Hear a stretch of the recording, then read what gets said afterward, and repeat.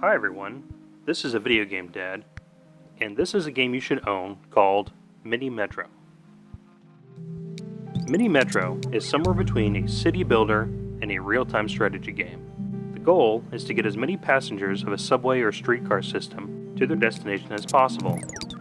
The problem is you have a limited number of trains and tracks, and the game ends if your passengers end up waiting too long. This means there is no real win state, and players will only be able to gauge whether they did better than their last playthrough.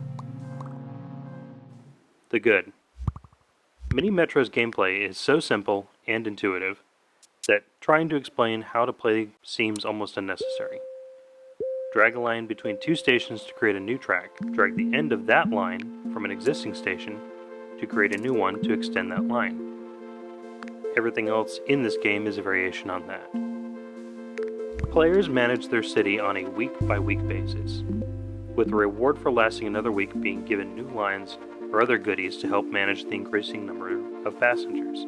The game helpfully explains what each option does and gives the player a surprising amount of flexibility in how they manage their city's passengers. Like the gameplay, the difficulty for each of the cities ramps up naturally. Players will start with a few stations close together, with a bewildering variety of stations towards the end. Though it gets pretty hectic very quickly on some of the later cities, it never seems like the game is being unfair or too difficult. The sounds and visuals from Mini Metro convey the gameplay wonderfully.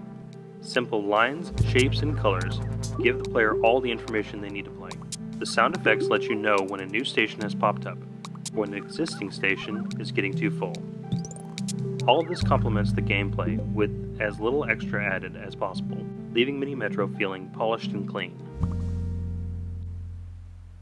The bad. Remember how I said just a moment ago that the gameplay is so intuitive that it needs no further explanation? There is one big exception to that rule, and it's about how you can add new stations to a line by dragging an existing line from the middle over it. This may not seem like much, but it makes adding a new station much easier, and it's strange that during the tutorial stage, this option isn't spelled out. Young children playing Mini Metro might never learn this on their own, making later cities more difficult and frustrating than they need to be.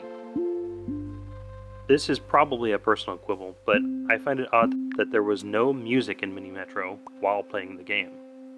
This may not seem like a big deal, but it does make the game a little bit of a harder sell to new players initially, as the lack of music makes the early gameplay feel slow.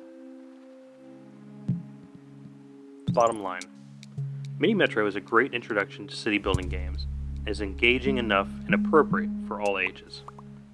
My kids love it, and it is a great way to talk about many cities of the world. After the Hong Kong level, my boys and I looked up some information about the city in China. Now my younger son is obsessed with trying to convince us to go there. All because of a video game. Mini Metro is available on PC, Mac, Linux, iOS, and Android. Thank you for watching. Please subscribe.